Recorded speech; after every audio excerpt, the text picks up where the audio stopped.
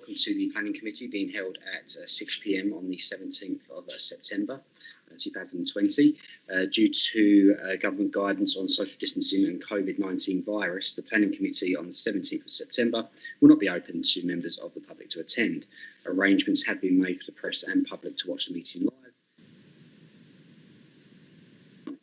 And whilst this is being recorded live, a recording of this will also be available on the Council's website within 5 working days of this meeting. Okay, so with that, we'll now open up the agenda. Item number 1, do we have any apologies for absence? And we do have our officers working remotely as well today.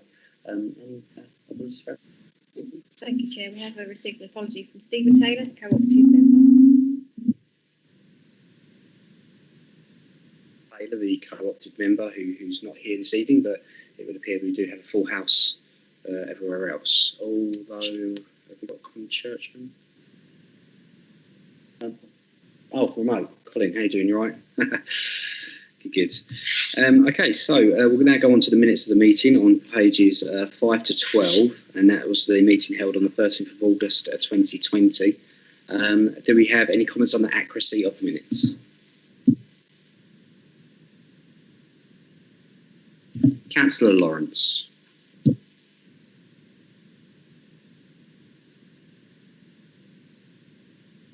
Okay, that's agreed. Excellent. All right then. So we'll go on to items of urgent business. There are no items of urgent business. On to item 4, declarations of interest. Do we have any declarations of interest?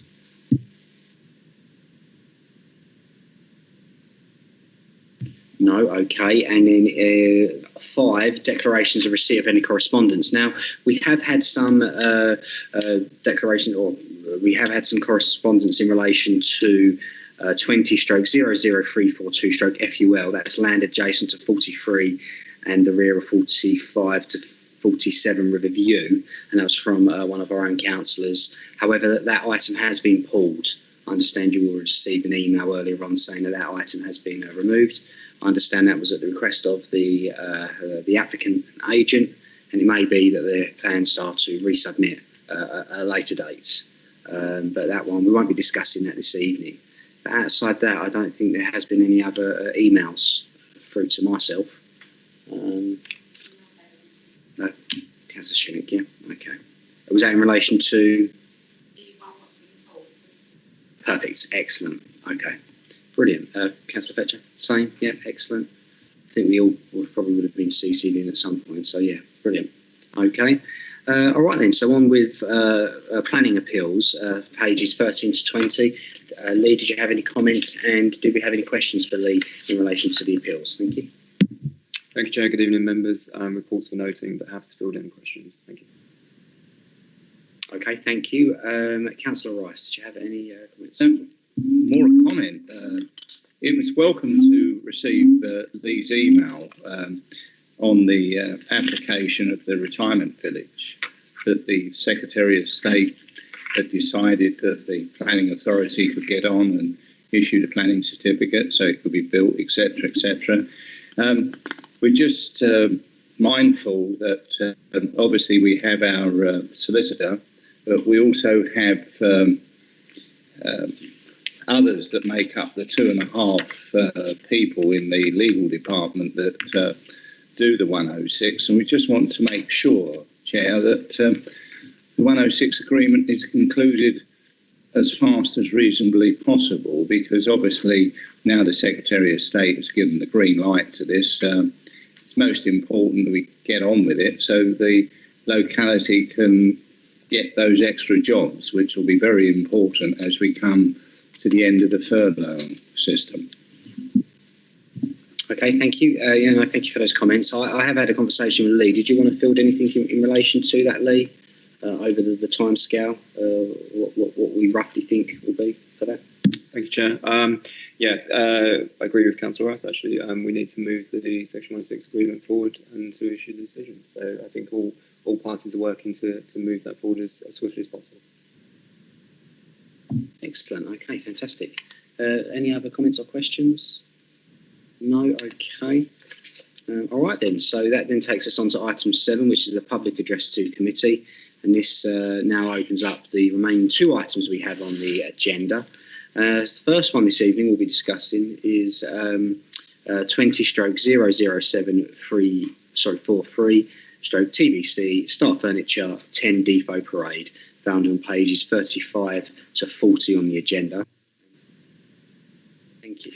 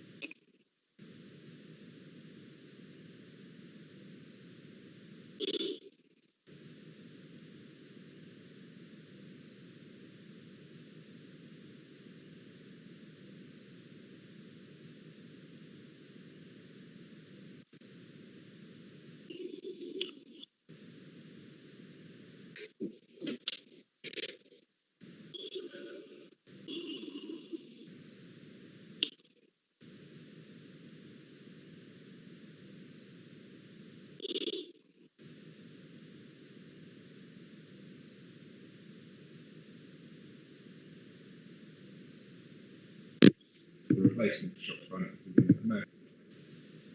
Other similar things.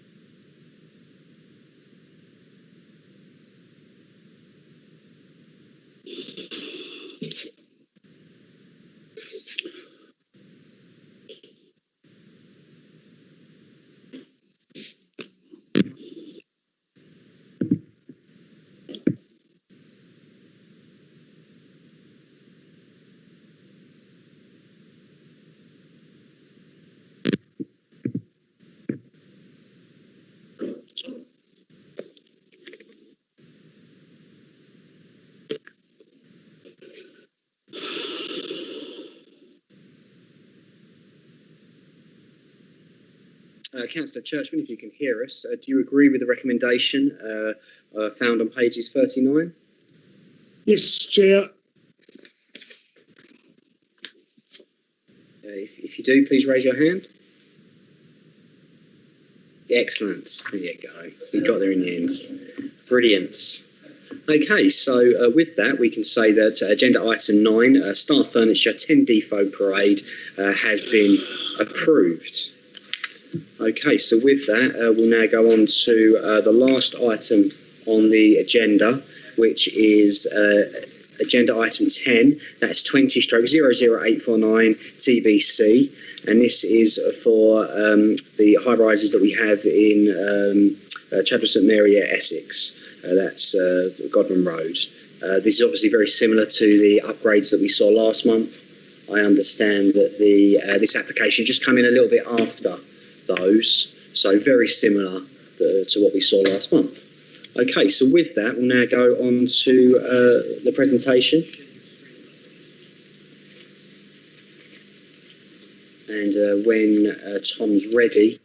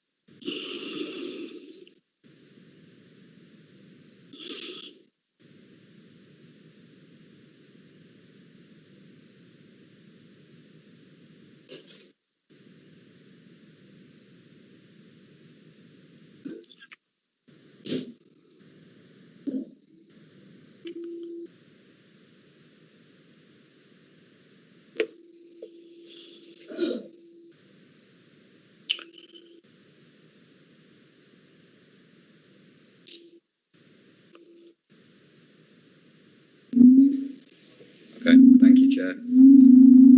The application site is located on the northern side of Godman Road and is within the council's ownership.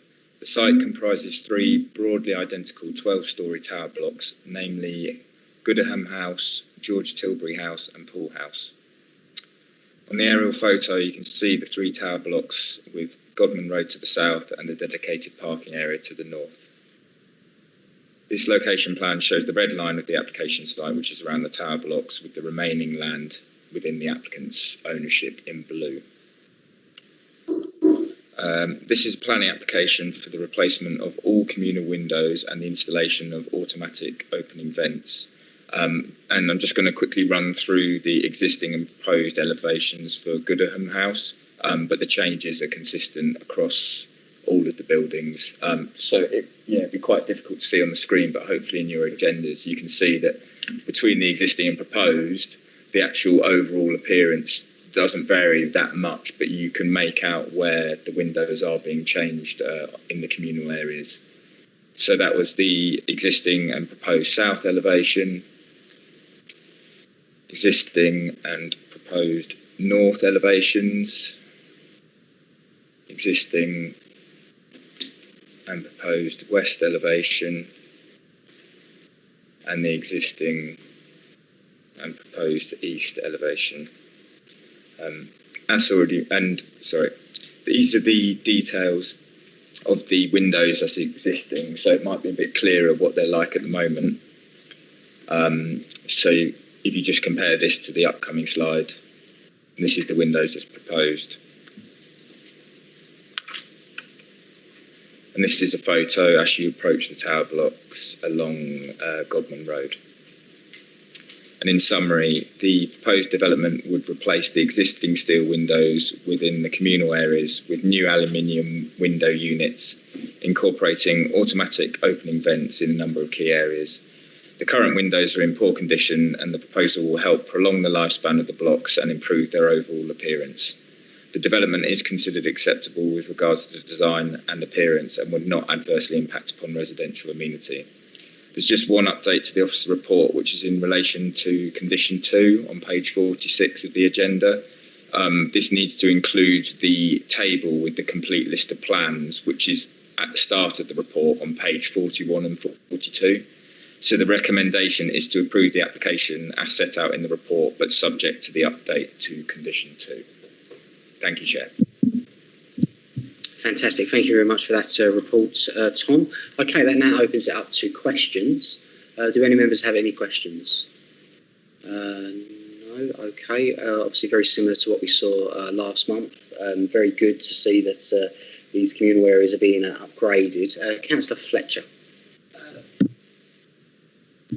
Thanks, Chair. I suppose it's just the one question, and yes, I am going to sort of refer back to Grenfell, but only because I'm aware that one of the issues there was the failure of the windows and the cladding to effectively sit properly alongside one another. It may be a statement of the obvious, but we talked about cladding last time for a number of buildings. We're talking about the windows this time. Are they being project managed together so we make sure we've got a proper fit? I think with all these things, they'll obviously have to comply with building regs. So that's the first part of it. Unless it complies with those regulations, they won't be able to do it. My understanding is that the project team were also working with Essex Fire Safety to make sure that whatever goes in is appropriate and is safe. So just to be clear, is it part of the same project or is it a separately managed project?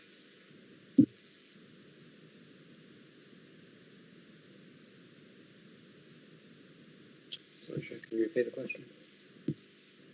Sorry, I was asking whether the window project and the cladding project are two separate projects, or are they being managed in tandem?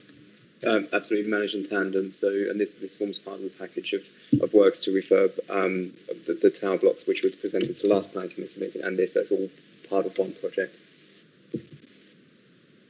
Thank you. Okay, thank you. All right then, I don't think there are any further questions. We'll go on to debate. Would anyone like to start the debate? Councillor Rice, thank you. Thank you, Chair. Most welcome this application, and let's hope it can get on and do it as quickly as possible with view of the winter coming in. And happy to propose the application. Fantastic, and that's seconded by Councillor Shinnick. Okay, so recommendation 8.0 on page 46 is to approve. All those in favour, please raise your hand. Okay, so I can see that Councillor Colin Churchman is also in approval, and that is unanimous across everyone who's here physically this evening. So we can say that application reference 20/00-849/TBC has been approved. Okay, so that was a relatively short meeting. It's now 22 minutes past 6. I have been in communication with Lee this evening. I think the next 2 meetings we do have heavy agendas, so they won't be as short. But yeah, look forward to them, and thank you very much for coming.